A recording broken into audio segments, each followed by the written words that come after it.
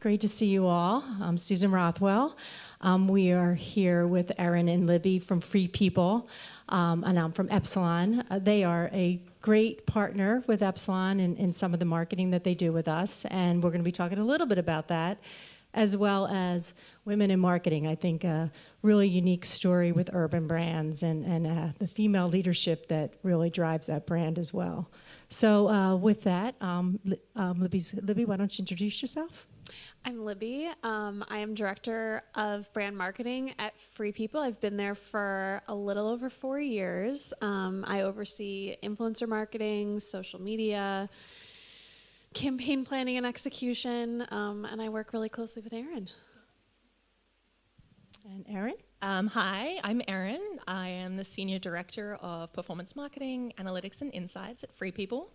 I've been with the Urban Brands for just about 10 years, spent a few years at Anthropology, and then about the last 7 or 8 years with Free People. My team consists of, as I mentioned, performance marketing, so mostly PPC, paid social, display, anything in that world, as well as digital analytics, marketing analytics, and customer insights.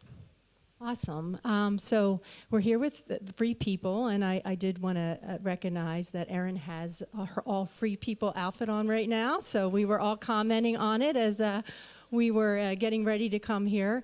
And we're going to talk a little bit about, the upper and lower funnel of marketing. And, one of the things that I've really noticed, and we talk about at Epsilon, is that the funnel's kind of changed, right? We actually kind of call it an orbit. And when we were talking about getting ready for this panel today, Erin was saying that it's really meeting the customer where they are. And I think that Urban Brands, and particularly Free People, does a fantastic job of doing that.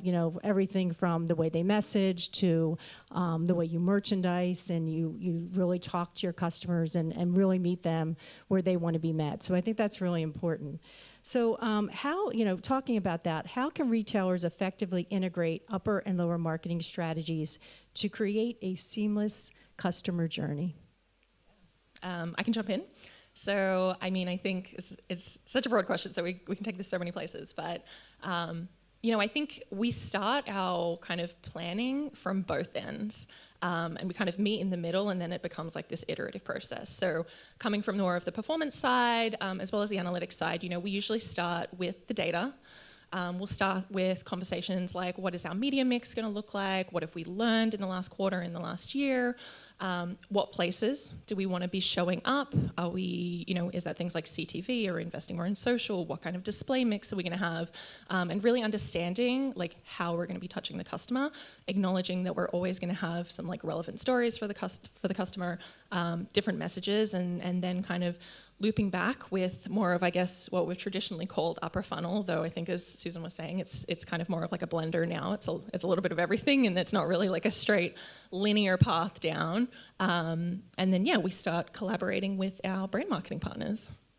Yeah, and I think what's great about Free People is we have so many different product categories, so we never have a lack of, like, typically it's like, okay, what are we going to focus on? We have 8 different product categories we could put spend against. So that is like kind of a nice problem to have. But yeah, I would say with upper funnel, there isn't like, we need lower funnel to support what we're doing, and vice versa. If we have, I think of like early last year, we had a really big influencer trip around the launch of our namesake like swimwear brand, along with some other stuff going on, and it's like we really saw brand search skyrocket during that time, and it was great because at Urban, I think like historically, like brand marketing hasn't been as well funded, and it really helped prove that the importance of having upper funnel going just as much as lower funnel. Yeah, and I think one of the things we're learning is that having all the different stories and the product categories is so helpful to make sure that we have the right story to chat to the right customer. I think, we will typically focus in on one kind of overarching brand story each quarter.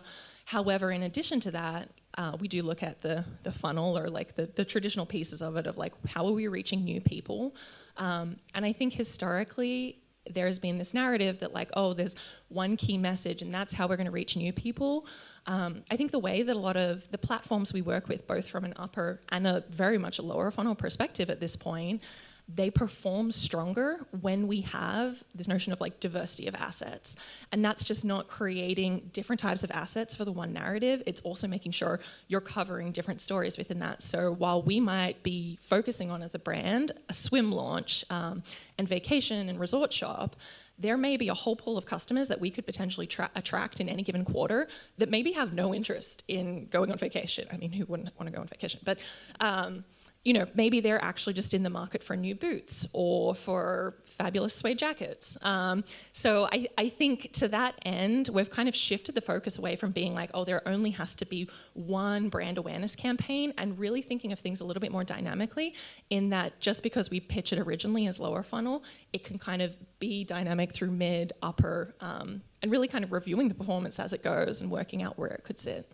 And how do you communicate that, right? Like one of the things we also talked about is it used to be very separate, right? And you're starting to see that it's all coming together now. Like how does that work to make sure that the lower funnel is getting the data or the information to say, hey, this is working, this isn't working, maybe we should message differently? How do you communicate that with each Yeah, I mean, our teams are super connected. I think traditionally performance marketing and brand marketing have sat on maybe different sides of the table, and even analytics to a degree. I spent actually most of my career solely focused in analytics. But I think something we do at Free People that's quite unique is we're basically one team, including the analytics and the data folks and the insights. So when we start any conversation, everyone's involved, whether it be reviewing the metrics, understanding what's performing, such that we can have really fast and quick turn conversations. So like we're meeting every Monday morning pretty much to review business, understand what things are working, what creative is working, what messages is working, and understanding like how we can push and pull it in different places. Yeah, and I think what's great is we're able to pivot really quickly when we need to. I think about our Daisy Jones and the Six partnership we did with Prime Video. Like a big part, brand awareness wise, has been doing these partnerships and brand collabs. But when we originally planned for that, there were other priorities in the quarter that were kind of taking precedence. And I think with like a TV series, you never know how it's going to take off or how popular it's going to be. And I think as soon as the campaign kicked off and we saw how well it was doing, we were like, wow, we're going to pivot a lot of this funding into supporting this campaign. And that really did that was our most successful marketing campaign ever in the history of Free People, which was amazing. But yeah, it's like that ability to pivot and communicate and be like, wow, we're seeing a lot of like the halo effect from that campaign was amazing, and like the effect on brand search. Yeah, and we were looking at the metrics for that literally days after launch, the week after launch, keeping a pulse on it. The team's looking at brand search lift, any like social engagement, and really just like understanding that quick impact. And then from a lower funnel perspective, really just not necessarily like pigeonholing our dollars. So we make sure that our budgets are always going to be flexible, and even if we go in with a succinct plan, we acknowledge that it's very likely going to change depending on, again, what's working and what's not. So we can be really adaptive. All right, so let's talk about measurement a little bit. You're laughing. I think that's always tough to figure out what you're measuring and how you're measuring it. There's all these different ways to do that. What do you think some of the biggest challenges that in general retailers face with dealing with measurement, and what have been some of the ways that you've been able to successfully use it to your advantage?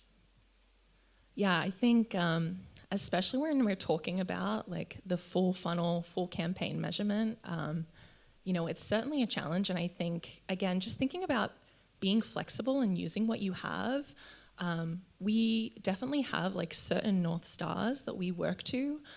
In many cases, ideally it's incrementality. And while we're always looking at things like brand awareness or lift in consideration and all those great upper funnel metrics, I think, both sides of the table would probably agree that at the end of the day, really the thing that we're honing in on is sales. And so I think from the analytics side, again, we're working with like all of our different partners. We're using both internal models, things like we currently have like a custom built MTA model, and then we also run an MMM model. for more like long-term reads on how our different mixes and campaigns are working.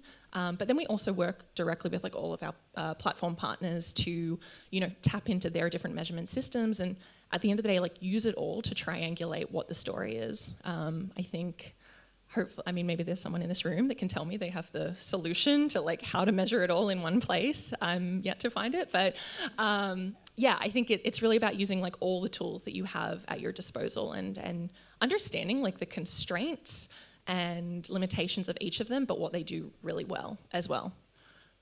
Yeah, and from brand marketing perspective, we might have KPIs of social engagement or brand awareness, but like Erin said, at the end of the day, it might be because I come from a startup background and I'm used to working with really small budgets and really having to drive return, but we're always ultimately trying to drive sales. And I think it's like with things like influencer and social, it's finding the right balance of like, yes, you can have some people that are more brand awareness, but then how do we balance that out with the influencers who are going to drive significant sales?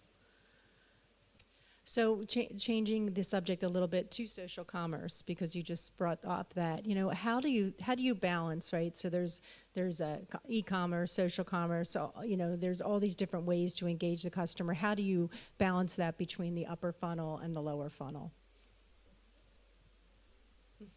Yeah, I think this goes back to something Susan said right at the start, is that we try to just show up where our customers are. And so if the customer is dictating that we should be available with social commerce, then like that's where we're going to be. If it's with an app or, in store or with a pop-up, like really we don't want to dictate like what channel you should be shopping on. And I think the days of like this idea of like omni-channel shop, like it's all just shopping. Like customers don't think about where they're going when you want to buy something. You're more so thinking about the in the moment. So I think that's actually more where we think about now. We got to make sure we have all the touch points available and ready, but then how can we think about like what's going to be like an impulsive purchase versus a considered purchase?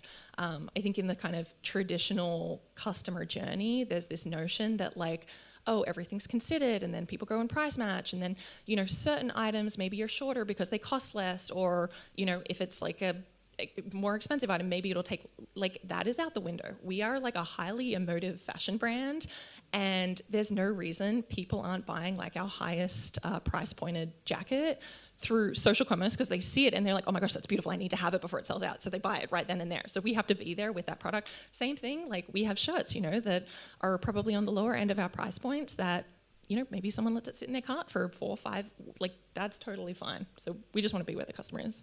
Yeah, and I think kind of tying to that, we want to do a lot of testing to, figure out other ways our customers might want to shop. A big initiative we've had over the last few years is live shopping.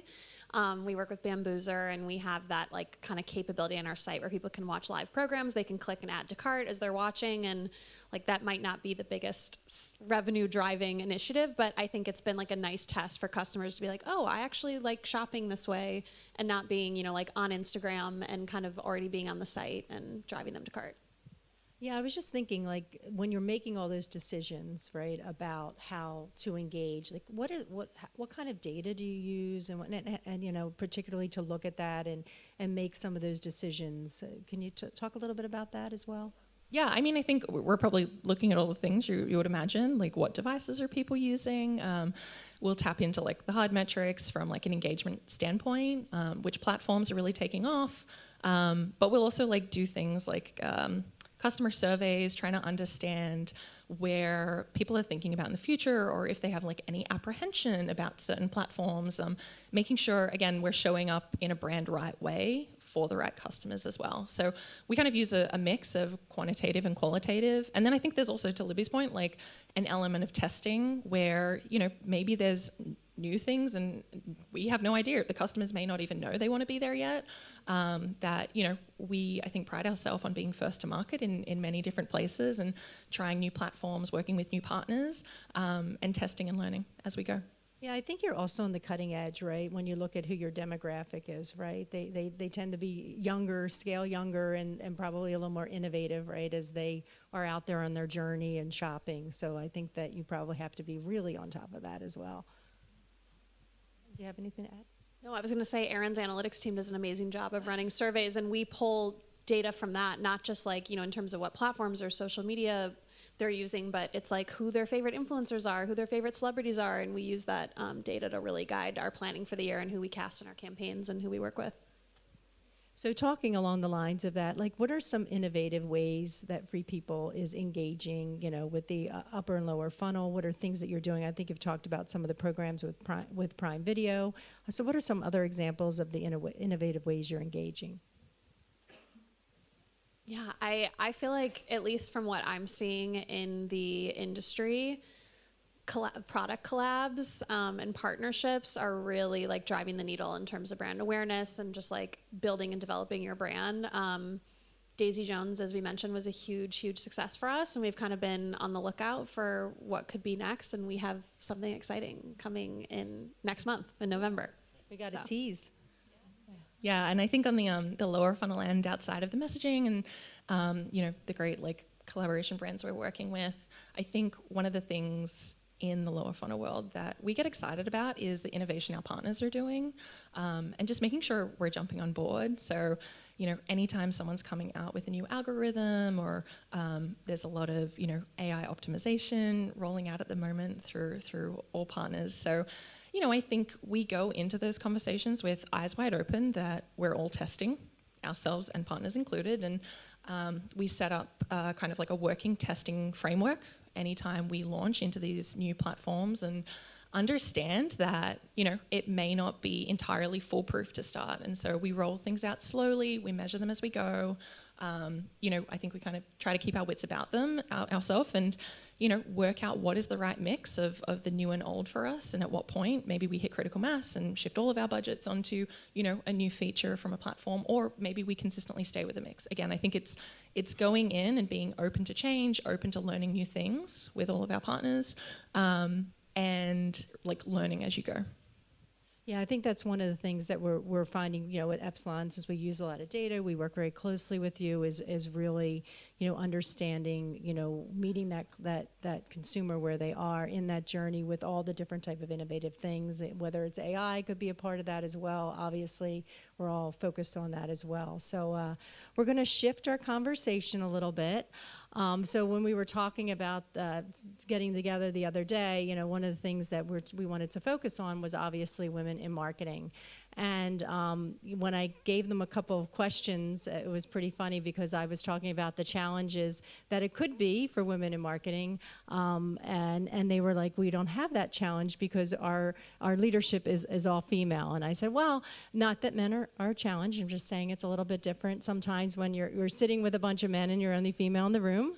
That's me many of the times. So we thought that we would talk a little bit about that and really hopefully encourage everybody in the room to be, I always say, pulling each other up, right? As females, I think it's really important.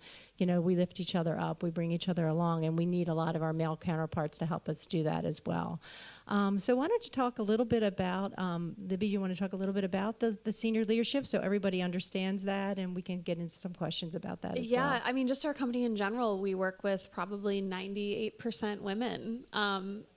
At Free People. So that is definitely like an interesting dynamic. Like it's a total flip. A lot of conversations when I talk to people at conferences, it's the opposite situation. So it's an interesting perspective to have. But our CMO is a man. Great. We have two like amazing marketing leaders who are men. And but it's interesting when they're like the only two men in the room of like 30 women. I feel like sometimes like there's definitely dynamics with that too. But what's interesting is at Urban, all leaders of Newly, Urban Outfitters, Anthropologie, Free People are women, and they all have very different leadership styles. So that's, and all very successful and great leaders, but all very different. Yeah, I mean, I think we are in a super unique place, specifically at the brand. I will say, when you start looking at different departments, there is still, maybe like a difference in gender dynamic, like moving over more to the tech and the IT side of the house. So I guess as someone who has more of a background in like the STEM world as well, I think I'm always continuing to advocate for women pursuing careers in that path as well. But yeah, I think overall, it it is a very different dynamic. And I think to your point, Susan, like just continuing to raise each other up as women, I think sometimes it can maybe feel more competitive. I think historically we've been in a position where, we've had to fight for certain positions, and I don't want to say it's like the stereotype of like cattiness, but I think there still remains like a residual of that, where there's this like scarcity mindset that like, how do we reach the top? And so I think we've found like we work so much better when we get to collaborate on campaigns, to get like day to day, like truly like working together and being like, how do we bring ourselves up? How do we bring our whole team up? How do we make everyone feel so valued and like we're contributing no matter what level or where you're sitting at the table? And I think that becomes even more important when, we are at an entirely female-led organization. Yeah, so there's different challenges, right? According to, just how we function with each other. And full disclosure, my niece is also a leader at a Newly brand, so a little bit of insight there as well. So what are some of the things that you've done, in your leadership to mentor and some of the younger women and even talented like men? Like I always like talent is talent. It doesn't really matter, right? But what are some of the things that you've done or programs that you have at Newly to do that? I'm sorry, at Free People to do that? Managing Gen Z is a really interesting dynamic. And I think that they're going through, they're growing up and starting their career in a very different scenario than many of us did, especially with the pandemic and working remotely. And so I think it's like kind of trying to set the, to train them. And, like we have a very casual office. We have such a cool office campus, very different from like some of the first jobs I had. So it's kind of, giving them that background. I think mentorship is really, really important. I know Urban has a great mentorship program where we get matched up with people in totally different departments. And that has been like a really, really fun experience to participate in. And yeah, I think like, everyone has different leadership styles, and it's not really about telling my team, like how to be a leader, but it's, I think we have many great examples in our company who they can look at and be like, oh, I like how she does this. I like how she does this. Or sometimes how they do something you don't like and say, I'm not going to do that. You learn that way as well.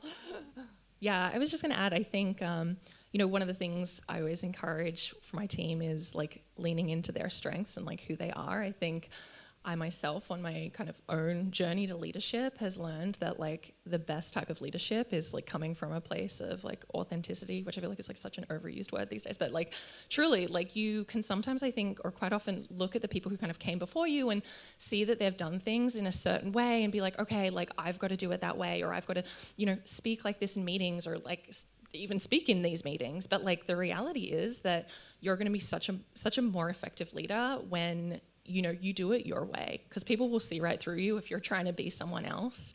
So I think really just like leaning in and harnessing that. And I think also I was thinking a lot about like what like makes a leader. And I think one of the conversations I often have with all of our team, even when they're starting out, is like a title doesn't mean you're a leader, and a leader doesn't mean you have to have a title. You can lead from any position in the organization. We are super lucky at Urban that it's a place where like if you have an idea and you see something that's like an opportunity that no one else is working on, you can put your hand up and like go forth and do that, and no one's going to stop you, right? We're all too busy. There's too much going on. And like, what a great way to show your leadership skills by taking the initiative and, working with people collaboratively, helping support them what they need. Like that to me is really what a leader is. And I don't care whether you're an analyst or a manager or a director, like you can be a leader from that perspective, no matter where you're sitting. And it's a great way to practice, right, in case you do get that opportunity. Yeah, and I always tell people when they ask me for advice, since I've had a long career, is that no one's sitting around worrying about your career. You have to be the steward of your own career. They're not sitting there saying, hey, I hope Libby gets promoted, or I hope Libby can do this. No, you've got to take your career by your own hands, and you've got to really push it forward and be a steward of your own career. And I think that's really good advice. I think particularly for the younger generation, I don't think they always think about that. And I think that's an important lesson. But I think we're almost finished. Any last words to sum it up, Libby?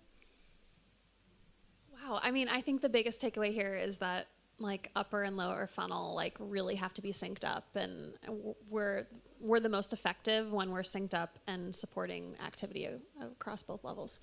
Yeah. Yeah, I would just add, like, collaborate, work together, pivot when you need to, read the numbers, and be flexible.